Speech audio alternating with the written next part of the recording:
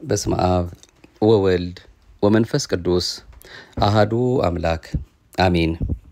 የምህረት የደግነት ባለቤት አምላካችን ቸሮ መድኃኔዓለም በለበሰው ሥጋ ወይም በሥጋዌው ወራት አማልዷል ተብሎ ይነገርለታል ወይስ አይነገርለትም? እንደዛስ ተብሎ ሲነገርስ በምን መልኩ ነው በቅዱስ ቤተክርስቲያናችን በትርጓሜ ትምህርት የሚሰጥበት የሚለውንና ከዚሁ ጋር የተያያዘውን ሰፋ ያለውን በእውነት ለሁላችን መሰረታዊ የሆነ ልንሰማው የሚያስፈልገንን አባቶቻችን አንድም እያሉ በሚስጥር የሚያስተምሩን ትምህርት ነው ለዛሬ ይዘን የተመለስ ነው። መቼስ በዚህ በማህደረ ተዋህዶ መርሃ ግብራችን የተለያዩ መርሃ ግብሮቻችን እንዳሉ እንደተጠበቁ ሆነው ማለት ነው መሰረታዊ ሆኖ ግን እንዳይቀርም በልባችንም እንዲያድርም የሚያስፈልገው ከራሱ ከአምላካችን ከመድኃኒታችን ከሕይወታችን ከበረከታችን ይህን እንድናደርግ ከሚረዳን ከፍቅር አምላክ ከቃሉ ባለቤት ከመድኃኔዓለም ጋር የተያያዘውን እሱ ማን መሆኑን እንድናውቀው የሚያሳስበን የቅዱስ ቤተክርስቲያናችን ማዕከሏም ትምህርቷም እሱ ነውና ያንን በሚያጠይቅ መልኩ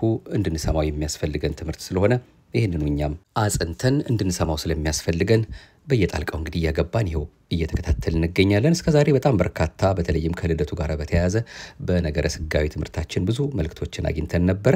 ለዛሬው በሥጋው ወራት አምላካችን ሥጋ ለብሶ በዚህ ምድር ላይ በቆየበት ጊዜና ለኛ መድኃኒተ ሥጋ መድኃኒተ ነፍስ ሆኖ በመስቀል ላይ በመልዕልተ መስቀል ተሰቅሎ ፍቅሩን ሲገልጽልን አማልዷል ወይስ ከዛ ጋር የተያያዘ ሌላ ልንሰማው የሚያስፈልገን ምን መልእክት አለ የሚለውን ነው ዘርዘር አድርገን እንደሱ እንደ አምላካችን ፈቃድ ምንጭ ጠቅሰን ወደ እናንተ ይህንኑ መርሃ ግብራችን እንግዲህ የምናደርሰው እንዲህ አይነት መሰረታዊ የሆኑ ቅዱስ ቤተክርስቲያናችን የምታስተምረን ትምህርቶች ስንሰማ እንደ ሌሎቹ ትምህርቶች ወይም ክርስቲያናዊ ሕይወታችንን ከሚያንጹ ትምህርቶች ለየት ያለ ነውና ጾሙ፣ ጸልዩ፣ ስገዱ፣ መጽውቱ የሚለው ነገር እንዳለ ሆኖ ማለት ነው።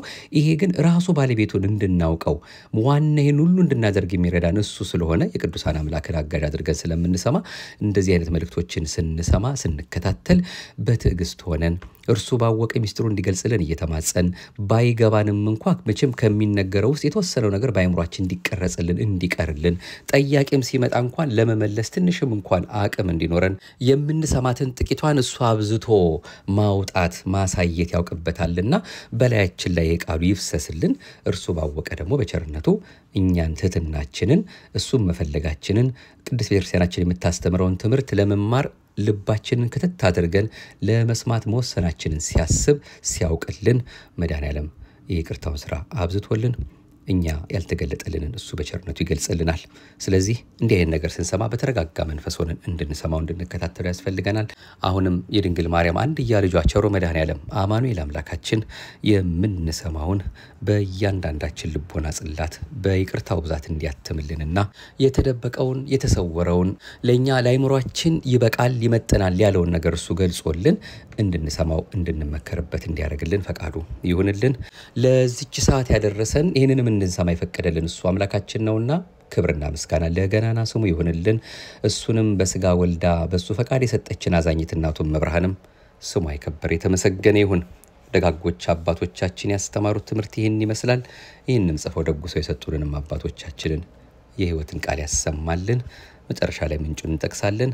አሁን በሥጋው ወራት አምላካችን ስለማማለዱና ቤዛነቱ እንድናደምጠው እንድናውቀውም ከሚያስፈልጉ ትምህርቶች የዛሬው እንድንከታተላለን።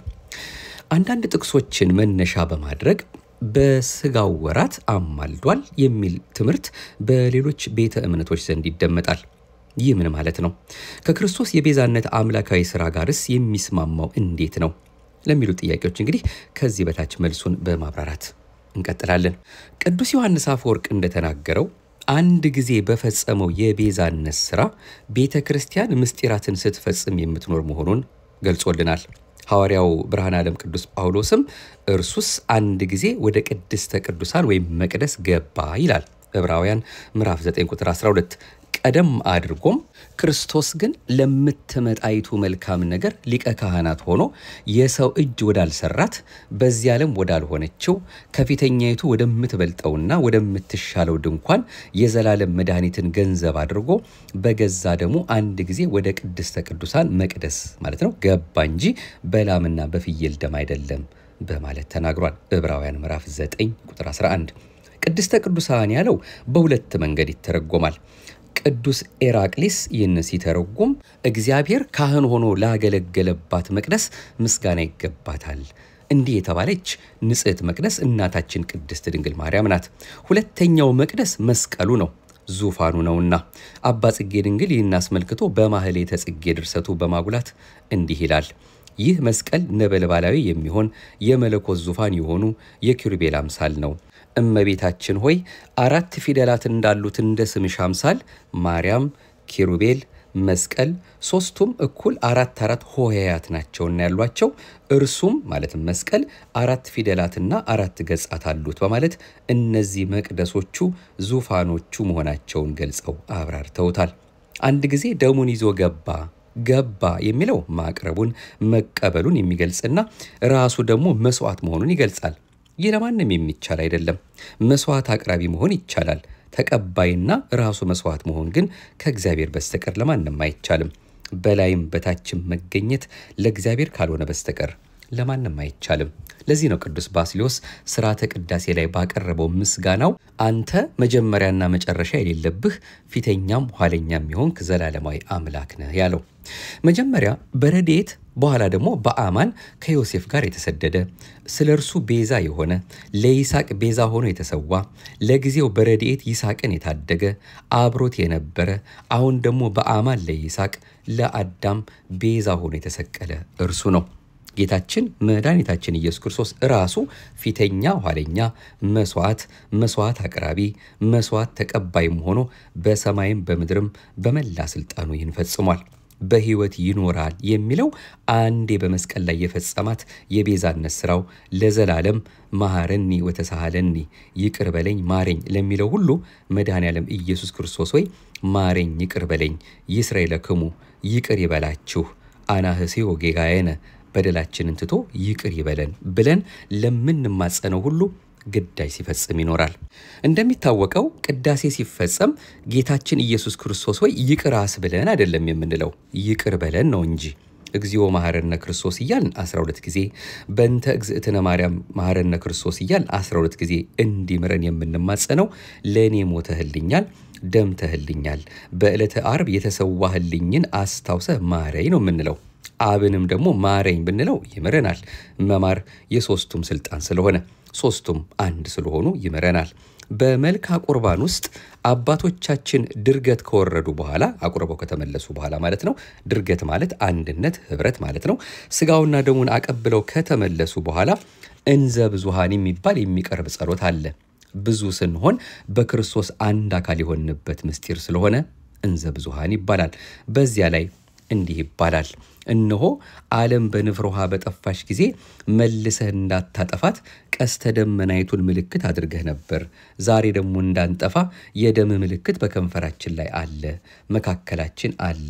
ያንተው ስጋ ምልክት አለ መካከላችን። የሰላም መስዋዕት ኢየሱስ ክርስቶስ ሆይ ልክ ያቺ ቀስተ ደመናይቱ የጥፋት ውሃን ገታው እንደኖረች የተሰዋው ስጋ የእኛን የኃጢአት ጎርፍ ይግታልን። ይህ እንዲገታልን አንተም ይቅር ትለን ዘንድ ደግሞ ስጋ በመካከላችን አለ ማለት ነው። ይህ ማለት ስጋና ደሙ አማላጅ ነው ማለት አይደለም። ምክንያቱም ስጋው ደሙ ስንል ስጋው የምንለው ራሱ ስለሆነ እነሆ ስጋውና ደሙን በተቀበልን ጊዜ ኢየሱስ ክርስቶስን ተቀበልኩት ነው የምንለው። ከዚህ ውጪ ስጋውና ደሙ የሚባለው ሌላ፣ ኢየሱስ ክርስቶስ የሚባል ደግሞ ሌላ አይደለምና ይህን በሚገባ አስተውሎ ማየት ይገባል። ታዲያ ምን ማለት ነው ካል ስለ ራስህ ብለህ ይቅር በለን ማለት ነው። ለበለጠ እይታ ሰላም ብዙ ለእለ ያፈቅሩ ስመከ ስምህን ለሚወዱ ብዙ ሰላም አላቸው የሚለውን ማየት እንችላለን። መዝሙር 118 ቁጥር 165 ስምህ የሚለውን ስናይ ስሙ በዚያ ማዶ የተቀመጠ አንተ የሚለው ደግሞ ሌላ እግዚአብሔር በዚህ አካባቢ ያለ አይደለም። ስምህን ለሚወዱ ማለት አንተን ለሚወዱ ማለት ነው። በዚሁ መሰረት ስንመለከተው ስለ ስጋህ ስለ ደምህ ብለህ ማረን ማለት ስለ ራስህ ብለህ ይቅር በለን ማለት ነው። አባ ጊዮርጊስ ዘጋስጫ በአርጋኖን ምስጋናው ላይ እንዲህ ይላል። አንድ ሰው ለሚጠፋ የልብስ ስላቂ የሳንቲም ድቃቂ እንኳን ይቆረቆርለታል፣ የከፈለበት ገንዘቡ ነውና። አንተ ግን ደምህን ከፍለህለታልና ይህን ባሪያህን ይቅር በለው በዩ ይላል። እመቤታችን ሲማጸን ከላይ እንደተገለጸው የቅዱሳን ምልጃ የሚመጣው እዚህ ላይ ነው። ይቅር በለው ዋጋ ከፍለህለታልና። ቀላል አይደለም። ወርቀ ደምህን ከፍለህለታልና ያንን አስበህ ይቅር በለው። እኛም ደግሞ የምንለው ስጋህን የከፈልክልን ደምህን ያፈሰስክልን ነህና ይቅር በለን ነው። በዚህ መሰረት ተጨማሪ ምሳሌ ለማየት ያህል ደግሞ አመተ መጽእ ለኮንኖ ምስለ ደመገቦ ወአጋር እያል በታምረ ኢየሱስ መጨረሻው ላይ የምንለው ማለት ነው። ታምሮ ከተነበበ በኋላ እንዲህ ነው ትርጓሜው። የሰማይና የምድር ጌታ ኢየሱስ ክርስቶስ ሆይ በዓለሙ ልትፈርድ ከተወጋ ጎንህ ከተቸነከሩ እግሮችህና ከሚፈስ ደምህ ጋር በመጣህ ጊዜ ነፍሴን በክቡር እጅ መሃል ወይም በታች አድርጌ አማጽንሃለሁ። በበትር መመታትህና እንደ ባሪያም ለጥቂት ብሮች መሸጥህ ስለኔ ይከራከሩልኝ ይላል። ታምረ ኢየሱስ ተነቦ ሲያበቃ የሚዜም መርገፍ ነው። በማስተዋል እንየው። ይከራከርልን፣ ይፋረድልን፣ ቤዛ ሆኖ ይቅረብልን ነው እያለ ያለው። ይህን ሁሉ የምናደርገው የምንጸልየው የቤዛነቱን ጉዞ እያዘከርን ነው። ያንን ለእኛ ስትል ለፍጥረት ስትል የከፈልከውን አስበህ ማረን፣ ይቅር በለን እንላለን። ከቅዱሳን ምልጃ በተጨማሪ እግዚአብሔር ለፍጥረቱ እንዲራራ ከሚያደርጉት ምክንያቶች አንዱ የራሱ መሐሪነት ነው። እግዚአብሔር አቡሃ ለምህረት ይባላልና በመሐሪነትህ ተሰቅለህልኛልና ይህን ሁሉ አድርገሃልና ይህንን አስበህ ማረኝ የሚል ነው ማለት ነው። እንግዲህ በዚህ መሰረት የዚያን ጊዜም ቢሆን አሁን ልናስተውለው የሚገባ ስለኛ የሚማልደው እንዲህ የሚለው አንድ ጊዜ የቤዛነት ስራን እንደፈጸመልን ካለ መረዳት የሚመጣ ጥያቄ ነው። አንድ ጊዜም ቢሆን የዚያን ዕለትም ቢሆን ዛሬም ቢሆን አማልዷል አይደለም የሚባለው። ለኛ ሲል ይቅር እንዳለን ካሳ ከፍሎልናል። ከጽንሰቱ እስከ ሞቱ እስከ እርገቱም ድረስ ይህን ሁሉ ቤዛ ከፍሎልናል እንጂ የዚያን ጊዜም ቢሆን ከአባቱ አንሶ ከአባቱ ዝቅ ብሎ እንደ ፍጡራን አማላጆች ሆኖ የማለድ አይደለም። አንዳንድ መናፍቃን የክርስቶስ አማላጅነት ከቅዱሳን አማላጅነት የሚለየው የእርሱ እምቢ የማይባል መሆኑ ነው ይላሉ። እምቢ የማይባል ማለት ምን ማለት ነው? እምቢ የማይባል ማለት እኮ ጠያቂና መላሽን ያመለክታል። ስለዚህ ወልድ አብን ጠይቆት በእርግጠኝነት እሺ እንደሚለው እንመን። እምቢ የማይባል ነው ብለን ብንተማመን እሺ እስከሚለው ድረስ የፈቃድ ልዩነት አለ ማለት ነው። ስለዚህ የምስጢረ ሥላሴ ትምህርት ሁሉ ይፋለሳል። ስምረተ ሥላሴ፣ ፈቃደ ሥላሴ፣ ተዋህዶ ሥላሴ ያልነውን ሁሉ አፋልሰን ወደ አዲስ የስህተት ወንጌል ሄድን ማለት ነው። ስለዚህ መታወቅ ያለበት ወልድ ስጋ በመዋሃዱ ከባህሪ አባቱ ከአብ ከባህሪ ሕይወቱ ከመንፈስ ቅዱስ በፈቃድ አንድ መሆኑ ነው። ምክንያቱም መሐሪነት የሶስቱም ነውና አብ ይቅር አለን ስንል ወልድም ይቅር አለን፣ መንፈስ ቅዱስም ይቅር አለን ማለታችን ነው። አብ ወይም አብን እንደ ጨካኝ ወልድን ደግሞ ሩሩ ሆኖ እንደገና አብ ተው አትፍረድ ብሎ እንደሚያስተው አይነት በፈቃድ እንደሚለያዩ አድርጎ መናገር ይቅርና ማሰቡ ራሱ ታላቅ ስተት ነው። አብ ተቆጥቶ ወልድን አይቶ እንደሚተው አይነት ወልድን ባየ ጊዜ ፍርድን ይተዋል ማለት ፈቃዳቸው የሚለያይ ስምረታቸው ሩሩነታቸው የሚነጣጠል አድርጎ ማቅረብ ሲሆን ይህም የክህደቶች ሁሉ ክህደት ነው። ስለዚህ ስጋ ለብሶ የሰራቸውም ስራዎች ቢሆኑ የሚያሳንሱት አይደሉም። ጌታችን መድኃኒታችን ኢየሱስ ክርስቶስ በቤዛነቱ ዕዳችንን ከፍሎ ከአባቱና ከመንፈስ ቅዱስ ጋር ሆኖ ይቅር ያለን የማረን አምላክ ነው። ሊያማልድ በሕይወት ይኖራል ማለት የዚያን ጊዜ የሰራውን የቤዛነት ሥራ በማሳሰብ ጌታዬ ይቅር በለኝ መባሉን የሚገልጽ ነው።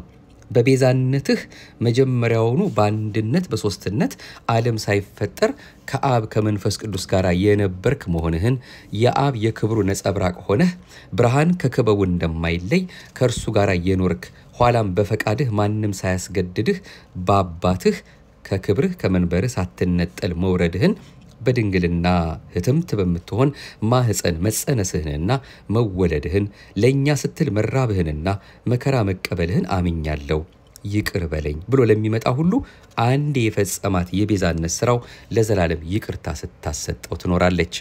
አንድ ሰው እስካሁን አማኝ አልነበርኩም፣ አሁን ግን በአንድነትህ በሶስትነትህ በስጋዊህ አምኛለሁና ይቅር በለኝ ብሎ ለሚመጣ ሁሉ ይህች ለዘላለም ይቅርታ ስታሰጠው ትኖራለች።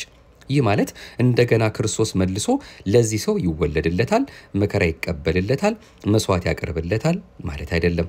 የዚያን ጊዜ አንድ ያቀረበው መስዋዕት ይቅርታ ሲያሰጠው ይኖራል።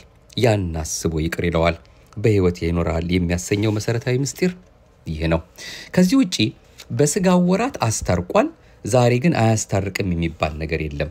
በስጋው ወራትም ቢሆን ዛሬም ቢሆን አማላጅ አይደለምና ራሱ ለራሱ ለአባቱ ለመንፈስ ቅዱስ ክሶ ራሱ ከአባቱ ከመንፈስ ቅዱስ ጋር ይቅር አለን ነው የሚባለው። ራሱ ለአባቱ ለራሱ ለመንፈስ ቅዱስ ካሰ። ዘአይረገ ለአቡሁ ርእሶ ዕጣነ ወመስዋዕተ ስሙረ ራሱን ለአባቱ የተወደደ መስዋዕት አድርጎ ያቀረበ እንዲል ለራሱም ጭምር ራሱን ለአባቱና ለመንፈስ ቅዱስ መስዋዕት አድርጎ አቀረበ። ራሱ ከአባቱ ከመንፈስ ቅዱስ ጋር ይቅር አለን። ይህን ለሚያምን ሁሉ ለዘላለም ሕያው ነው። ቀኝ የሚለውም እሪናን ስልጣንን ነው። ኢየሱስ ክርስቶስ በእግዚአብሔር ቀኝ ነው ከተባለ እግዚአብሔር ቀኝና ግራ አለው ወይ የሚል ጥያቄ ያስነሳል። ሰው ይረሳና ቅዱስ ጳውሎስ እስካሁን መምህር ልትሆኑ ሲገባችሁ ገና ፊደል ልትማሩ ትፈልጋላችሁ እንዳለው ዕብራውያን ምዕራፍ 5 ቁጥር 12 አንደኛ ለእግዚአብሔር ቀኝና ግራ አለው ወይ? ሁለተኛ ኢየሱስ ክርስቶስ እግዚአብሔር አይደለም ወይ? ስለዚህ ምን ማለት ነው? በአባቱ ስልጣን ተከራክሮ አይባልም። አንድ ሆኖ ነው የሚባለው። እኩል የሆነ ሁሉ አንድ ሊሆን አይችልምና ማለት ነው። ስለዚህ ከአብ ከመንፈስ ቅዱስ ጋር አንድ ሆኖ ነበረ፣ አለ፣ ይኖራል። እንዲያውም ቅዱስ ዮሐንስ አፈወርቅ የሚለው ነበረ፣ ተቀመጠ የሚለው ቀድሞ ሳይኖር ቀርቶ አይደለም። በዚያ በነበረበት ጌትነቱ እንዳለ የተልእኮ ሥራ እንደሌለበት የሚያመለክት ነው። ቅዱስ ጳውሎስ ለቆሮንቶስ ምዕመናን በጻፈው መልእክቱ ላይ ኢየሱስ ክርስቶስን እስካሁን እንደምናውቀው አድርገን እንግዲህ አናውቀውም ይላል። ሁለተኛ ቆሮንቶስ ምዕራፍ 5 ቁጥር 16 ምን ማለት ነው ብለን ብንጠይቅ መውጣት መውረዱ ሌላውም ሁሉ የለበትም። ያን ሁሉ ያደረገው የዚያን ጊዜ ማሳሰብ አስፈልጎት አይደለም። ይቅር እንዳለ ካሳ እንደካሰልን ለማጠየቅ ነው እንጂ ዛሬም ቢሆን እንዳሁን ቀደሙ ይታያል። አሁን ያለ ኃጢአት ይታይልናል፣ ይታይላቸዋል የሚለው ራሱ ምን ማለት ነው? በጣም የሚያስደንቅ ጌትነቱን ነው የሚያስረዳ እንጂ ምልጃውን አይደለም። ያለ ኃጢአት ይታይላቸዋል ማለት ያን ጊዜ ሲያዩት ቃሉ አሁን አንዳንድ ሰዎች በስተት የሚጠቅሱት አለ። ኢየሱስ ክርስቶስን ኃጢአት አደረገው የሚል ጥቅስ አለ። ወረሰዮ ኃጢአተ ራሱን ኃጢአት አደረገው የሚለው ማለት ነው። ኃጢአት አደረገው ማለት ምን ማለት ነው? ከኃጢአተኞች ጋር ተቆጠረ እንዲል ራሱን ከኃጢአተኞች እንዳንዱ ቆጠረ ነው። አብም ደግሞ ልጁ ከኃጢአተኞች እንዳንዱ ተቆጥሮ ድነት እንዲመጣ ፈቀደ ነው። ኃጢአተኛ አደረገው የሚለውም አስገድዶት ሙት ተሰቀል ብሎ ግዴታው ነው ብሎ ላከው እንደ አንድ ተላላኪ አደረገው ማለት አይደለም። ወይም አዘዘው፣ አስገደደው ወይም ጫነበትም ማለት አይደለም። ወልድ ራሱ በፈቃዱ እንደሞተ ተናግሯልና በዮሐንስ ወንጌል ምዕራፍ 10 ላይ ለበጎቼ ቤዛ አድርጌ ሰውነቴን አሳልፌ እሰጣለሁ፣ እንደገና አስነሳት ዘንድ እኔ ነፍሴን እሰጣለሁና ከኔ ማንም አይወስዳትም፣ ነገር ግን እኔ በፈቃዴ እሰጣታለሁ። እኔ ላኖራት ስልጣን አለኝ፣ በፈቃዴ መልሼ ወስዳት ዘንድ ስልጣን አለኝና በማለት ተናግሯል። ዮሐንስ ምዕራፍ 10 ቁጥር 18 ወልድ ራሱን ከኃጢአተኞች እንዳንዱ አድርጎ ቆጥሮ በደለኛው አዳም ሊደርስበት የሚገባውን መከራ ሁሉ ተቀብሎ ወይም ይዞ በመታየቱ ነው ኃጢአተኛ ሆነ፣ ኃጢአተኛ አደረገው ተብሎ የተገለጸው። ነቢዩ ኢሳይያስ ደዌያችንን ተቀበለ፣ ሕማማችንን ተሸከመ በማለትም እንደገለጸው ኢሳይያስ 53። ቅዱስ ጳውሎስ ስለኛ የኦሪትን መርገም በመሸከሙ ከኦሪት መርገም ዋጅቶናል ብሏል። ቅዱስ ቄርሎስም ራሱ እርጉማንን ያድን ዘንድ እርጉም ሆነ ይላል። ሎቱ ስብሐት። እርሱስ ብሩክ አምላክ ነው፣ እኛንም ብሩካን ያሰኘናል። እንዲህ ሊባል የሚገባው ሆኖ አይደለም። ምን ማለት ነው ታዲያ ከተባለ በኦሪት እርጉም ወይም የተረገመ ሰው ተሰቅሎ እንዲሞት ፍርድ አለ ማለት ነው። ቅዱስ ጳውሎስ በኦሪት እርግማን ስር ያሉትን ያወጣቸው ዘንድ እርሱ ወደ ኦሪት እርግማን ገባ ይላል። ገላትያ ምዕራፍ 3 ቁጥር 13። እርግማን ማለት ምን ማለት ነው? ክፉ የሰራ ሁሉ የተረገመ ነው፣ የተረገመ ሁሉ ደግሞ ይሰቀላል ይላል። ስለዚህ በመስቀል ተሰቅሎ የሚታየው ሁሉ የተረገመ ነው። በዚህ ሁኔታ ጌታችን መድኃኒታችን ኢየሱስ ክርስቶስም አንድ የተረገመ ሰው የሚሆነውን ሆኖ ነው ያዳነን ማለት ነው። እንግዲህ ግን ያለ ኃጢአት ይታያቸዋል ማለት ምን ማለት ነው? እንግዲህ ግን የተረገመ ሰው ሆኖ የሚታየውን ሆኖ መታየት የለበትም ማለት ነው። ቀድሞ በንጽህናው እንዲኖር ኋላም ሰው ሆኖ መከራ በመቀበሉ መተዳደፍ የለበትም።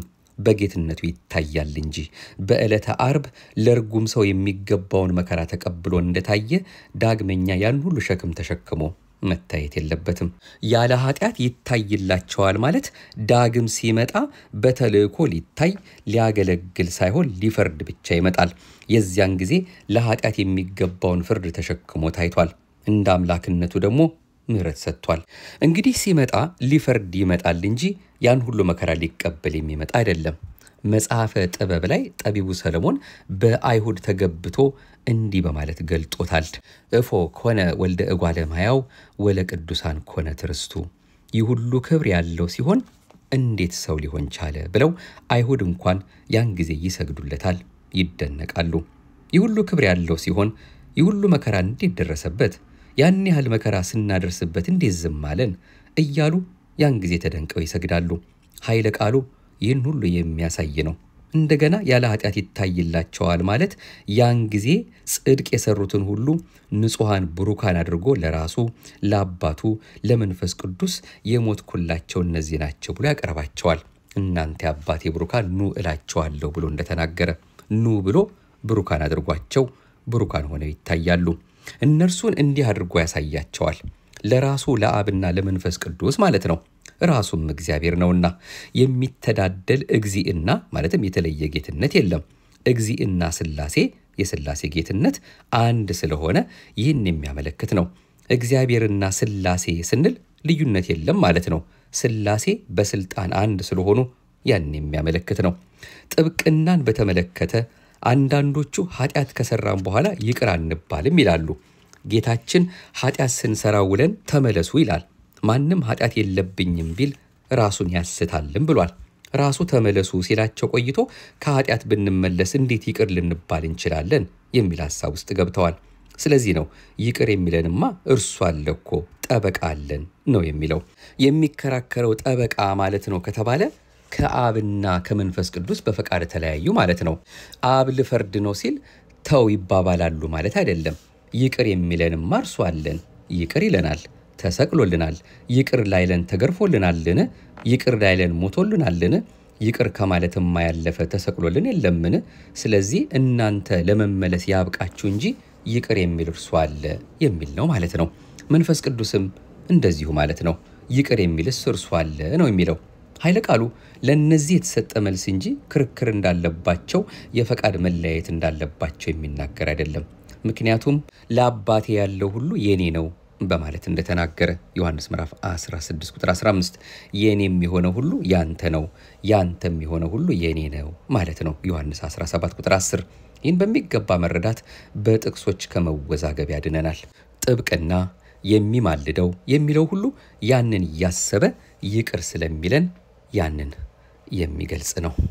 ለዛሬ እንግዲህ እንደሱ እንዳምላካችን ፈቃድ ምሕረትና ደግነቱ የበዛና ይህን እንድንሰማ የፈቀደልን የሁላችን አባት ቸሩ መድኃኔዓለም በስጋው ወራት ስለማማለዱና ቤዛነቱ ይኸው በዚህ መልኩ በግሩም ሁኔታ ተብራርቶ ምስጢሩ አንድም እየተባለ በቅድስት ቤተክርስቲያናችን ትምህርት ይኸው እየተፈታታ በዚህ መልኩ ይሰጠናል። መቼስ እርሱ ራሱ ካልገለጠ ብለን መጀመሪያው መርሐ ግብራችን መግቢያ ላይ ተናገርነው ይሄን ነው። እርሱ ራሱ አምላካችን ካልገለጠልን በስተቀር እንዲህ አይነቶቹን መሰረታዊ የቅድስት ቤተክርስቲያናችንን ትምህርቶች ለመረዳት ጊዜ ይፈልጋል፣ ጸሎት ይፈልጋል፣ ትህትና ይፈልጋል፣ ትዕግስት ይፈልጋል ያልነው ለዚህ ነውና አምላካችን እርሱ ባወቀ እንግዲህ በእያንዳንዳችን ልቦና አሁንም እንዲጽፍልን በዚህ ጉዳይ ላይም አምላካችንን አማላጅ ነው ወደ አባቱ ወደ አብ የሚለምንልን ነው የሚሉ ተማላጁን አማላጅ አድርገው የሚያቀርቡ ብዙ ወገኖች ስላሉ እርሱ አምላካችን ሚስጥሩን እንዲገልጽላቸው እሱነቱን እንዲገልጽላቸው ቅድስት ቤተክርስቲያናችን በዚህ መልኩ እንግዲህ መጽሐፍ ቅዱስን መነሻ አድርጋ ደጋጎች አባቶቻችን እግዚአብሔር በገለጠላቸው መንፈስ ቅዱስ ባመለከታቸው መልኩ የነገሩንን ትምህርት እየተከታተልን ሁላችንም እንግዲህ አምላካችንን ወደ ማወቅ እንዲያደርሰን እንድንማጸን ያስፈልገናል። እንዲህ አይነት ትምህርቶችን መስማታችን በእውነት አትጥሏቸው። በጣም መቼም በተዋህዶ ቤተክርስቲያናችን ምንም የሚጎልባት ነገር የለም። ካለ መጠየቅ ካለ ማወቅ ወይም ደግሞ ጠጋ ብሎ ካለ መማር የሚመጣ ችግር ነውና በዚህ መልኩ ደግሞ በእጃችን ባለው እንኳን አጠገባችን መጥቶ እንኳን ትምህርቱ ሲሰጠን ወይም ደግሞ እኛም መቼስ ወደ እናንተ የምናደርሰው ምንጭ ጠቅሰን ነውና አባቶችም ደግሞ ደክመው እግዚአብሔር አምላካችን በሰጣቸው ጸጋ ለኛ ይሄንን ብሉ እያሉ ይሄን መጽሐፍ ብላ እንዳለ መጽሐፍ እኛንም ደግሞ ይሄንን ብሉ ጠጡ እየተባልን ሲነገረን አይ የሚሻለኝ ይሄ ነው ብለን ወደ ሌላ ነገር ሳናዘነብል ችላ ሳንል ስለ ነፍሳችን ጉዳይ የቃሉ ባለቤት የሚነግረንን እንድንሰማው እንድንኖርበትም ስለሚያስፈልገን ነው እንግዲህ አለፍ እያልን ይህን መልእክት እያመጣን እየተከታተልንም ያለ ነው። የሰማነውን የምህረት ጌታ እርሱ ምስጢሩን ገልጾልን ለእያንዳንዳችን ልቦና አድርሶልን የደግነቱን ስራ እንዲሰራልን እርሱ የሁላችን ጌታ የሁላችን መድኃኒት ምህረትና ደግነቱን አብዝቶ ከገቡ መውጣት ካገኙ ማጣት የሌለባትን ያችን ቢገቡባት ትሞላለች የማትባለዋን ለወዳጆች ሁሉ ያዘጋጃትን መንግስቱን ለመውረስ የሚያበቃን መልካም ስራ እንድንሰራና ህይወታችን ሁሉ ለሱ አስረክበን የኛን ፈቃድ ትተን የሱን ፈቃድ እየፈጸምን የምንኖርበትን ማስተዋሉ እንዲያበዛልን ፈቃዱ ይሁንልን። ይህን የዛሬውን ግሩም የሆነ መልእክት ያገኘነው ነገረ ክርስቶስ ከተባለው መጽሐፍ ነው። አዘጋጆቹ አባ ገብረ ኪዳን ግርማ፣ መምህር ገብረ መድህን እንየውና ዲያቆን ብርሃኑ አድማስ ናቸው። በኢትዮጵያ ኦርቶዶክስ ተዋሕዶ ቤተክርስቲያን በሰንበት ትምህርት ቤቶች ማደራጃ መምሪያ በማህበረ ቅዱሳን ህትመት ያገኘነው ነው። እግዚአብሔር አምላካችን በእውነት እነዚህን አባቶቻችንን እንዲሁም ወንድማችን ዲያቆን ብርሃኑንም የህይወትን ቃል ያሰማልን፣ በእድሜ በጸጋ ይጠብቅልን፣ መካሪ ዘካሪ አያሳጣን። የቅድስት ቤተክርስቲያናችንን ትምህርቶች እኛ ባንደርስባቸው እኛ እንዲሁ ላይላዩን ብቻ ብንሄድ እንዲህ ደግሞ ጠጋ ብለው ቀረብ ብለው መጽሐፍትን እያገላበጡ ለሁላችን መድኃኒት የሆነን ዘንድ መድኃኒተ ሥጋ መድኃኒተ ነፍስ የሆነን ዘንድ የሚሰጡልን ደጋጎቹን የቤተክርስቲያናችን አባቶቻችን ደግሞ እንዲያበዛልን መድኃኔዓለም ፈቃዱ ይሁንልን። ሌሎች ምንጮችም አሉ፣ ከነሱም እያመጣን እንግዲህ መከታተላችንን እንቀጥላለን። እግዚአብሔር አምላካችን ለዚህ ሰዓትና ደቂቃ ስላደረሰን ክብርና ምስጋና ለሱ ይሁን። አማኑኤል አምላካችን ከሁላችን ጋር ይሁን። በሰላም በጤና በህይወት ጠብቆ ያስጀመረንን ይህንን የሱባኤ የጾም ወራት እሱ ራሱ በቃል ብቻ አይደለም በግብር ያሳየንን ለሁላችንም ስትጾሙ እንዲሆኑ ብሎ የነገረንን ይህንን ጾም በሰላም ፈጽመን ለብርሃነ ትንሣኤው እንዲያደርሰን ፈቃዱ ከሁላችን ጋር ይሁንልን። አማላጅቱም መብርሃን ንጽሕተ ንጹሐን ቅድስተ ቅዱሳን አንዳችም ነውር የሌለባት የአማኑኤል እናቱም መብርሃንም የልጇን መስቀል እያሰብን ሁልጊዜም ዓይናችንን ከመስቀሉ ልባችንን ከቃሉ አንደበታችንን ከጾም ከጸሎት ከምስጋና እንዳያርቅብን እንድትማጸንልን ፈቃዱ ይሁንልን። ሀገራችን ኢትዮጵያን አሁንም የፍቅር አምላክ ቸሩ መድኃኔዓለም እርሱ በሚያውቀው ሰላሙ ይጎብኝልን። የሁላችንንም መጨረሻ መድኃኔዓለም ኢየሱስ ክርስቶስ የፍቅር አምላክ ያሳምርልን ዘንድ ሁልጊዜም ከሱ ጋር መኖራችንን እሱ በቸርነቱ ያይልን ዘንድ ፈቃዱ ይሁንልን። አሜን። ይቆየን። ማህደረ ተዋሕዶን ለሚያደምጡ ሁሉ ማዳረሳችሁን እንዳትረሱብን ከወዲሁ በመጠቆም የዛሬው መርሐ ግብራችንን እዚሁ ላይ ገታ እናደርጋለን። አቤቱ አንተን መፍራትን በልቦናችን በጎ አምልኮትህንም በህሊናችን ጨምር። ሰላም እግዚአብሔር ከሁላችን ጋር ይሁን። ሰላም ቆዩልን።